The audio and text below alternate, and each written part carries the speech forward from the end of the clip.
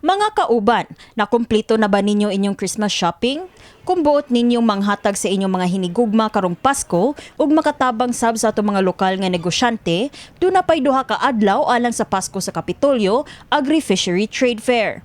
Kini gibuksan ni atong Lunes sulod sa Capitol Compound, din mapalit ang klase-klaseng mga utanon, prutas ug local delicacies gikan sa nagkadaiyang lungsod ug syudad sa Sugbo. Usa sa mga halinon nga tinda kining gikahinaman nga bisayang lechon manok gikan sa Dumanhog nga nagkantidad og 200 ngadto sa 300 pesos matag buok. Sukad sa pag-opening, so ubay-ubay jud daghan jud amo ang nahurot nga bisnok kay so inatangan man gud ni siya taga December. So ang mga tawo nga kanang nakadumdum na so moari na gyud mo bisita na gyud, mo palit na gyud. Abot karong adlaw. Karon kay gamay ra sad hinuon among display karong adlaw pero kapit na sad mahurot. Mga pila ka buok manok ang Kuan na dana mo karon mga 100.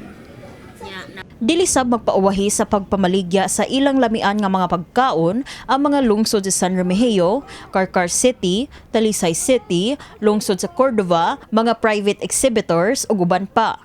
Gawa sa pagkaon, mapalit sab dinhi ang nagkalaing-laing mga butang nga mamahimong irigalo karong Pasko sama na lang niining artisanal ug woven products. Sanda yung local weavers ni siya ma'am sa kuning brad si kuan Densing Yulito niya.